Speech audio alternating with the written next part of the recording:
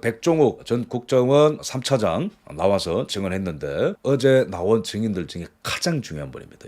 이분이 왜 중요하냐? 2023년 가을에 보안 점검을 하고 대통령께 직보를 올렸던 분입니다. 선관위 너무나 문제가 많습니다. 근데 이것과 관련해서 선관위가 계엄령 이후에 되지도 않는 변명과 거짓말 같은 거를 막 해가지고 또 언론을 도배했습니다. 도태우 변호사의 질문에 백종욱 3차장이 대답하는 과정에서 뭐가 드러났냐면은 선관위의 되지도 않는 해명, 그 다음에 2023년 10월 보고서 내용 외에도 얼마나 더 심각한 문제가 선관위에 있는지 전 국민적으로 폭로가 된 거예요. 근데 언론들이 이거를 자세히 보도하지 않기 때문에 제가 자세하게 한 문장 한 문장 중요한 부분을 말씀을 좀 드리겠습니다. 자, 국정원 30년 경력의 이분과 도태우 변호사님의 이 질의가 굉장히 중요했기 때문에, 자, 총평은 보안점검 보고받은 소감이 어땠는가. 당시에 도태우 변호사의 질문에 선관위는 어떠한 시스템보다 중요하다, 어떠한 기관보다 중요하게 보안 시스템을 구축해야 된다고 생각한다, 그런 보안 유지가 되고 있을 거라 생각했다. 그러나 여러 취약점과 보안 관리 부실이 발견되었고, 특히 인터넷과 선거망이 독립되지 않고 망간이 연결돼 있어서 외부로부터 침투가 가능하다는 걸 알게 되었다. 결론적으로는 이걸 고치지 않으면 뭐가 온다고? 사회 혼란이 가능하다 판단했다. 여러분, 이제 퍼즐이 다 맞춰지죠. 신호식 장관도 얘기한 게 뭐예요? 이거는 보통 상황이 아니라고 얘기한 거죠. 하이브리드 전쟁 중이라고 얘기한 겁니다. 또 다른 차원에서는 국정원의 3차장 얘기한 건 뭡니까? 이거 지금 국민 주권이 위협에 처했기 때문에 이거 안 고치면 사회 혼란이 가능하다는 상황으로 봤다는 거예요. 당시에 이게 대통령이 판단한 전시사병과 이에 준하는 국가 비상사태라고 본 겁니다. 선관위는 2023년에 있었던 보안점검 전까지는 단 한 번도 보안점검 받은 적이 없다. 플러스 하나 더, 선관위는 단 한 번도 선거 업무와 관련해서 감사받은 적 없습니다. 여러분, 그걸 똑똑히 알아야 돼요. 노태악이가 2023년 5월에 뭐라 했어요? 선관위는 헌법상 독립기관이기 때문에 감사 안 받는다, 채용과 관련해서. 근데 까보니까 1200건. 근데 왜 선거와 관련해서는 감사를 안 받는 거죠? 보안점검도 안 받았는데 받으니까 대참사가 났죠. 채용 관련해서도 안 받았는데 감사 받으니까 대참사 났죠. 그러면 두 다음 차례는 뭡니까? 선거 업무 관련해서 감사 받으라고 수사를 받던. 그게 그렇게 어려운 문제가 아니지 않습니까? 국민의 검증권을 허락하라는 국민의 요구를 받아야 되는 때가 온 겁니다. 6400대 장비 중에 317대 5%만 점검했다. 기간 내에 점검을 하느라 5%만 된 것도 있다. 그러니까 이게 선관위의 방해도 있었지만은 기간이 너무 짧았기 때문에 5%만 했다는 거죠. 도태우 변호사의 추가적인 질문이 중요한 게 뭐냐면은, 그러면 나머지 장비도 점검을 했을 때 결과가 바뀌었을 거라고 보냐? 그렇다고 대답했어요. 무슨 말이냐면은, 부정선거라고 말은 못하겠지만 시스템적으로 그 조건이 갖추어졌다고 얘기했어요, 이 사람이. 그러면은 나머지 95%도 했을 때 결론이 바뀔 수 있다고 얘기한 게 뭘 함의하고 있는 거냐면은, 전체적인 부정선거 메커니즘까지도 발견될 수 있었다고 보는 게 맞습니다. 이건, 이 답변은. 5% 점검과 전체 점검의 차이는 뭐라고 보느냐? 라는 도태우 변호사 질문에, 아무래도 차이는 많이 날 수 있다. 악성 코드가 다른 PC로 옮겨갈 수 있기 때문에 다른 PC도 다 봤어야 된다. 근데 못했다. 전체적으로 이루어진다면 결과로 다를 것으로 본다. 미완의 보안 점검인데 5%를 통해서 드러난 게 뭐냐면은, 선거인 명부 조작 가능, 투표지 무단 프린트 가능, 도장 탈취 가능, 선관위의 내부에 조력자가 없어도 외부에서 그냥 들락날락거릴 수 있음. 그래서 자꾸 내부 조력자 없이는 못한단게요? 선관위 말은 말이 안 되고 그냥 들어갈 수 있다니까. 보안 점검을 발표 전에 미리 선관위 보고할 자리가 있었나? 맞다. 당시에 사무총장이 배석한 자리에서 보고를 미리 했다. 선관위에서 당시 이의제기나 반박이 있었나? 없었다. 이것도 새로 알려진 사실입니다. 그러면 선관위가 문제를 인정한 것으로 봐야 되나? 나는 그렇게 생각한다. 선관위는 당시에 자신들의 문제를 인정한 것으로 봐야 된다는 거. 그 다음에 사설 용역 업체, 이거는 윈즈라는 업체입니다. 문재인 후원을 오래 해준 그 회장의 자회사죠, 윈즈. 이 윈즈를 통해서 자체적으로 점검했다라는 것을 알았나, 선관위가. 보안업체는 국정원이 찾아낸 것을 못 찾았다 얘기했다. 무슨 말이냐면은, 선관위의 해명은 뭐냐면은, 우리는 윈즈라는 업체를 통해서 자체적으로 점검을 했고 국정원이 찾은 것을 우리는 못 찾았어요. 그렇게 얘기를 해서 책임을 면피하려는 말을 했지만, 거기에 대해서 어떻게 생각하냐? 라는 도태우 변호사의 질문이 있었다는 거죠. 국정원 측의 대답은 뭐냐면은, 국정원의 실력은 다르다. 국정원은 오랫동안 점검을 해왔기 때문에 어떤 부분이 취약한지, 어디를 찾아야 하는지, 사이버 적성국의 방법도 알기 때문에 점검 수준이 높다. 무슨 말이냐면은, 여러분, 그 윈즈라는 업체가 수의계약했잖아요, 그죠? 공개 입찰이 아니고 수의계약을 해서 돈을 따박따박 받아갔다고. 근데 그 업체는 보안이 꽝이야. 그래서 북한이 들락날락거려도 몰라 아무것도. 그런 쓰레기 업체랑은 다르니까. 사이버 적성국의 방법, 즉 북증러가 쓰는 방법을 그대로 썼을 때는 뚫렸다는 거예요, 그냥. 그러면 이게 뭘 지금 드러내는 거죠? 선관위는 무능, 부패, 비리. 로 가득한 집단이다. 이러한 사실만으로 선관위는 이제는 뭐 아무 말 하면 안 되고요. 김용빈 사무총장은 더 이상 뭐 이제 빽빽거릴 거 없습니다. 그냥 검경 수사를 받아들이고 감사원의 감사를 받아들이고 특검을 받아들이고 국회 진상위원회를 받아들이고 서버를 깔아고 헌법재판소 문영배 앞에서 빨개 벗고 누우세요. 그냥. 그게 사무총장이 지금 해야 될 일입니다. 그게 지금 전 국민 앞에 해야 될 도리라고. 개길 문제가 아니고 이게 지금. 그 다음에 도태우 변호사의 질문입니다. 언론에서 얘기를 안 하기 때문에 제가 자세하게 다 말씀드리는 거예요. 이거 언론에 쳐도 안 나오더라고 이런 내용이. 업무망과 선거망은 인터넷이 불가해야 되는데 업무망과 선거망의 침입이 가능한지 보안 점검이 진행이 되었다. 점검팀이 선관위 홈페이지에서 홈페이지 취약점을 이용해서 업무 선거망을 침투한 것이죠. 이게 대답이 뭐냐면 선관위 측에서 얘기하는 것 중에 국정원의 정보를 줬기에 들어올 수 있었다 하는데 사실은 저희는 요구하는 점검 도구나 제출 요구 자료는 모든 기관의 점검 시 동시에 적용한다. 그것 때문에 취약점이 있는지 이런 것이 없게 되고 이게 무슨 말이냐면은 선관위가 이때까지 자신들의 책임을 면피하기 위해서 뭐라고 대답했냐면은 자신들이 보안 시스템을 열어줬기 때문에 국정원이 내부에 이런 것들을 해킹을 할 수 있었다라고 해명을 했죠. 근데 이 백종욱 차장의 대답은 뭐냐면은 딱 잘라 말해서 말이 안 된다고 보는 거죠. 선관위가 열어줬다 안 열어줬다 그거는 보안 점검을 하는 데 있어서 아무런 영향을 미치는 요소가 아니라고 보는 거예요. 요구하는 점검 도구는 모든 기관에 동시에 요구하는 것이기 때문에 선관위한테만 특별하게 적용되는 게 아니다. 그런 것 때문에 취약점이 생기고 안 생기고 그게 아니다. 선관위가 열어주고 말건 상관없이 그냥 인터넷 맛과 분리되지 않았기 때문에 적성국이 쓸 수 있는 방법으로 외부에서 들어가는 것이지 안에서 열고 말고랑 상관이 있는 게 아니다고 얘기하는 겁니다. 정리하겠습니다. 선관위가 제공한 점검 도구는 점검의 편의성을 위해서 보조적인 수단인 거지 그게 보안의 높낮이를 결정하는 필수적인 요소가 아니라고 주장하는 거죠. 본질은 인터넷과 연결되어 있기 때문에 거기로 외부에서 얼마든지 들어갈 수 있다. 그게 국정원 30년 경력 최고 전문가가 얘기하는 반박입니다. 그 다음에 비밀번호 1, 2, 3, 4, 5 뭐 이런 어떤 사례가 있는데 그것도 한 개가 아니고 수십 개가 된다고 충격적인 발언을 했습니다. 다 그냥 뚫어주십시오라고 열려 있었다라는 거죠. 그래서 북한의 해킹이 마음껏 가능했던 겁니다. 해킹 메일 얼마나 위험한가? 백종욱 차장의 대답입니다. 대부분 사람들은 해킹 메일을 가볍게 보는 그런 경향이 있다. 선관 입장에서는 많은 준비 과정이 필요하다. 그러나 그런 것을 뛰어넘을 수 있는 게 해킹 메일 공격을 많이 하는 편이다. 예를 들어 이란 해커가 사우디 아람코 여기 유명한 사우디의 국영 석유회사죠. 이 해킹 메일을 보냈는데 결국은 내부로 확산시켜서 회사의 35,000대 PC를 불능케 할 일도 있었다. 이게 뭡니까? 메일 하나 뚫었더니 이란이 사우디 아람코 내부에 회사 35,000대 PC를 불능케 만들었다는 거예요. 그런 똑같은 원리처럼 북한이 선관위의 직원의 메일을 털었다는 거는 메일 하나가 털렸다는 게 아니고 그걸 통해서 문을 열고 들어와가지고 안에를 휘젓고 다녔다는 겁니다. 쉽게 말하면은 우리나라의 경우도 2020년부터 2022년 3년간 북한 공격의 73%가 해킹 메일에 의한 공격이었다. 악성 메일 단 한 개라 하더라도 위험이 작동할 수 있기 때문에 엄중하게 대응해야 된다. 그러면은 악성 메일로 내부 조력자 없이도 유권자 위조 가능한가? 내부 확산 정도에 따라서 그런 일이 있을 수 있다. 이것도 아주 중요한 대답입니다. 메일 해킹으로 시작이 됐지만 그러한 것이 퍼졌을 때 확산됐을 때 내부 조력자 없이 유권자 위조가 가능하다. 시스템적으로. 근데 왜 서버를 안 깝니까? 서버를 까야 누가 들어왔고 나갔고 알 수 있잖아요. 서버를 까야 통합선거인 명부가 진짜인지 가짜인지 알 수 있지 않습니까? 2년간 북한 해킹 8건에 대해서 점검을 했죠. 그렇다. 점검했는데 사실은 자료 보존 기간이 오래되었거나 경과되어 못한 경우도 있었고 선거할 때 임대를 했었던 PC를 반납해서 만족할 만한 조사 못했다. 무슨 말이냐면은 선거 때 썼었던 PC를 어딘가로 보냈다는 거예요. 그래서 충분히 못 들여다봤다는 겁니다.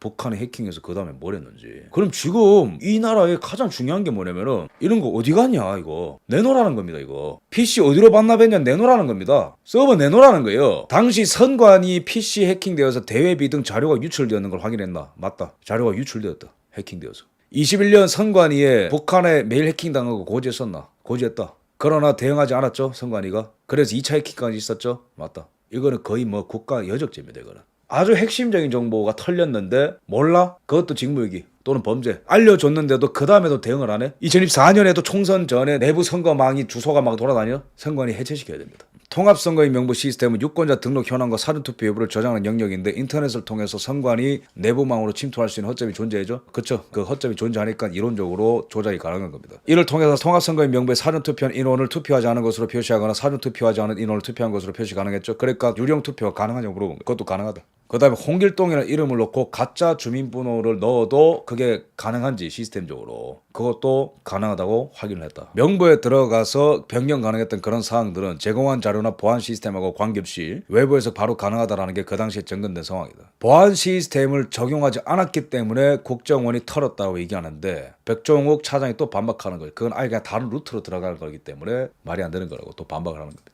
심지어 보안 시스템이 있었어도 악성 해커는 침투했었다라는 그런 말씀입니다. 보안 시스템이 있고 없고는 아무런 영향을 안 준다라는 거죠. 당시에 국정원의 해킹 시연은.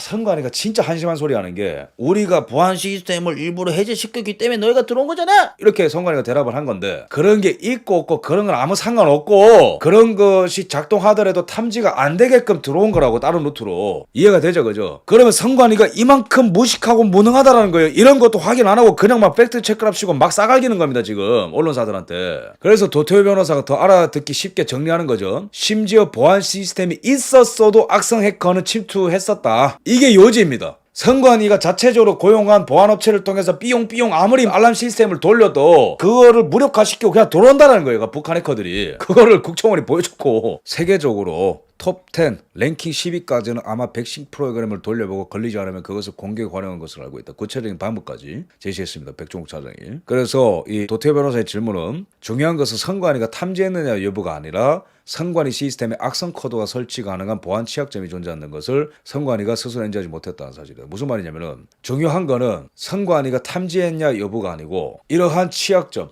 그냥 북한이 들락날락거릴 수 있는 취약점이 있는데도 불구하고 그거를 알지 못했다라는 게 본질이다. 거기에 백종욱 차장은 그렇다고 대답했어요. 투표관리관 탈취 가능했죠? 라는 질문에 가능했다. 중요한 부분입니다. 용역업체 직원이 관리하는 사전투표용지 인쇄 프로그램을 이용해서 용역업체의 조력하에 실제 사전투표용지와 QR이 동일한 투표지를 무단으로 다량 인쇄 가능했죠? 맞습니다.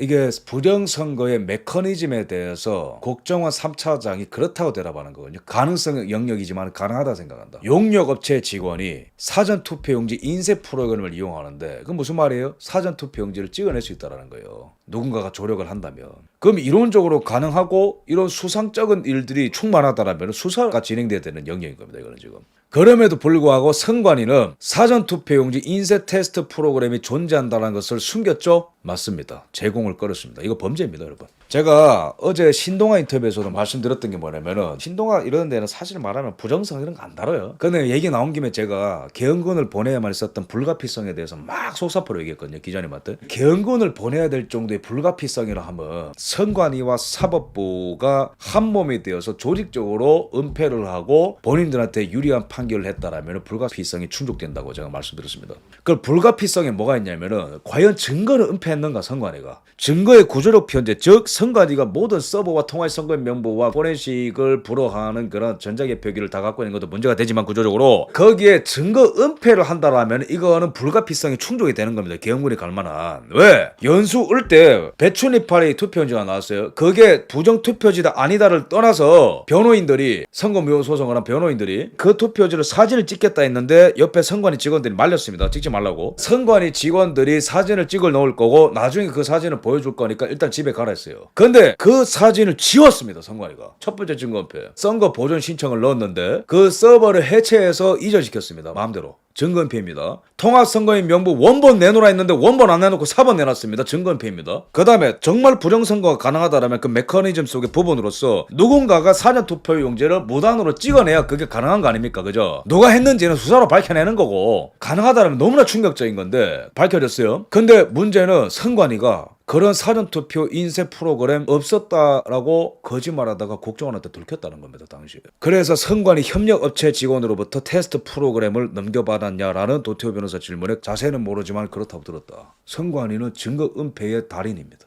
이게 보십시오. 이게 일상이 됐다는 거거든요. 거짓말과 증거 은폐가 일상이 된 조직이라는 거거든요. 단 한 번도 감사를 받은 적이 없으니까. 그러면 선거 업무도 받아야지 이제는. 또 하나의 중요한 사실, 사전투표소 내부에 설치된 투표용지 발급기 장비처럼 비인가 장비를 연결하는 방식으로 선거 시스템 지원도 가능합니다. 무슨 말이냐면은 사전투표소 내부에 설치된 투표용지 발급기에 비인가 장비를 꽂는다면은 선거 시스템 침투도 가능하냐라는 시스템과 관련한 질문에 그렇다 대답했어요. 연수원 당시 점검에 따르면 연수원 서버가 취약해서 데이터베이스 접속 및 계정 탈취가 가능하다는 보고를 기억하나 이거는 잘 기억이 안 난다. 근데 이제 도태우 변호사는 사실 조회를 했기 때문에 이게 사실이라고 백종욱 차장의 답변을 정정했습니다. 이게 사실이라는 거예요. 그 다음에 연수원의 망을 섞어 쓰기 때문에 취약점이 있다는 거 기억하나 이것도 기억 안 난다. 근데 도태우 변호사가 사실 조회 보니까 그런 걸로 들통났다. 그 다음에 시스템 관련 점검만 했다. 백종욱 차장. 부정선거와 연결되는 부분은 점검을 안 했다. 시스템에 대한 부분은 개인적으로 우려되는 사항은 우리나라 선거 조작 개입보다도 만약에 선거 며칠 앞둔 사태에서 선거 시스템에 마비나 파괴가 됐을 때 우리 선거가 못하게 되면 어떡하나 그것이 두렵다. 그러니까 백종욱 차장은 공무원이기 때문에 선은 그거예요. 시스템 관련해서 보안 점검을 한 것이지 부정선거가 있다고 얘기한 건 아니다. 다만 우려되는 것은 우리나라 선거 조작 개입보다도 선거 며칠 앞둔 상태에서 선거 시스템에 마비나 파괴가 됐을 때 우리 선거가 못하게 되면 어떡하나 그것이 두렵다. 뭐냐면은 이게 근본적인 문제가 다 실현이 안 되면 우리나라 선거 시스템이 마비가 될 수 있다라고 하는 국가 비상사태가 올 수 있다는 거에 대해서 두려웠다고 얘기합니다. 이분이. 그러면은 관련한 정보를 까지 않았기 때문에 당연히 대통령께서는 이걸 국가 비상사태로 볼 수 있는 거예요. 갈수록 계엄의 정당성이 계속해서 충당되고 있는 겁니다. 상식적인 국민들은 거기에 눈을 뜨고 있는 거고. 그 다음에 도 변호사의 질문. 해외 테러 조직이 우리나라 선거 시스템을 마비시킬 수 있다고 보나? 네, 그렇습니다. 이거 지금 우리나라 비상사태 맞습니다, 여러분. 뭐 선관이 또 아니라 그러겠지, 뭐 고쳤다 안 하겠지. 그거 당신들 얘기고. 서버를 안 까는데 그거 어떻게 지금 우리가 장담할 수 있습니까? 수십 년 동안 이런 폐악질을 벌여놓은 사람들이 이렇게 단기간에 이걸 고칠 수 있다고? 이 나라는 지금 국가 비상사태가 맞아요. 중국 때문에라도 비상사태고, 북한 때문에 비상사태고, 미중 패권 전쟁 때문에 비상사태고, 중동 전쟁과 러우 전쟁 때문에 비상사태고, 경제도 비상사태고, 산업적으로도 비상사태고. 근데 우리나라 국민 주권이 이미 침탈당했기 때문에 이것을 봐서도 국가 비상사태예요. 다시 한번 말씀드립니다. 저는 계엄에 찬성할 뿐만 아니고 계엄을 합법이라 생각해요. 제가 12월 3일에 계엄 선포부터 지금까지 저는 일관되게 주장하고 있습니다. 탄핵에 반대하지만은 계엄에 반대한다. 그런 주장할 거면 집에 가세요. 그런 거 하면 안 되고, 지금 싸움의 본질이 뭐냐면은 내란이고 나발이고 그런 거는 모르겠다. 나 판단은 뭐 유보한다. 그게 내란죄 처리 아닙니까? 국회 측에. 그게 뭐냐면은 애초에 내란을 형사법원에서 규명하려면은 그게 시간이 오래 걸리고 어려운 걸 저들도 알아. 어이없다라는 걸. 그러면 국회의 장깨는 뭐냐면은 좌들의 장깨는 뭐냐면은 그래도 계엄은 불법이었다. 과정이 불법이었고 당위성도 동의할 수 없다. 그거로 지금 치고 빠지는 거거든. 근데 국힘의 이 정말 이 한심한 자들은 계엄에 대해서 왜 사과를 하냐고. 계엄은 디펜스 못 친다고 왜 그런 얘기를 하는 겁니까? 지금 일각에서. 계엄은 합법이라고 자신 있게 주장할 수 있어야 이 문제를 정면 돌파할 수 있는 겁니다. 여론도 그렇고 헌재에서도 그렇고. 계엄은 합법입니다. 대통령이 고유 권한이에요. 제가 대통령이어도 계엄 선포합니다. 이거.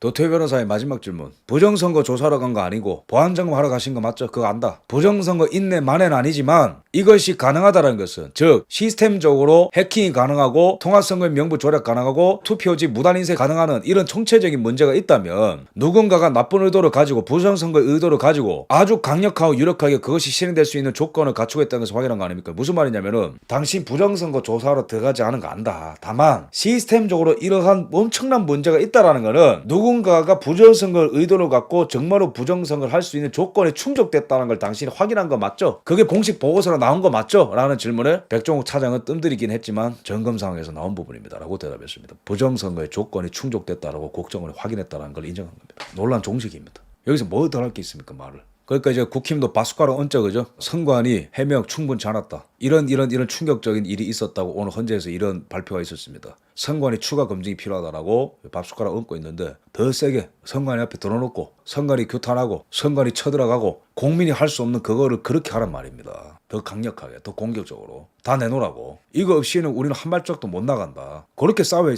될 거 아닙니까? 그래서 이 백종욱 차장 파트를 좀 마무리 짓자면은 지금의 논쟁이 뭐예요?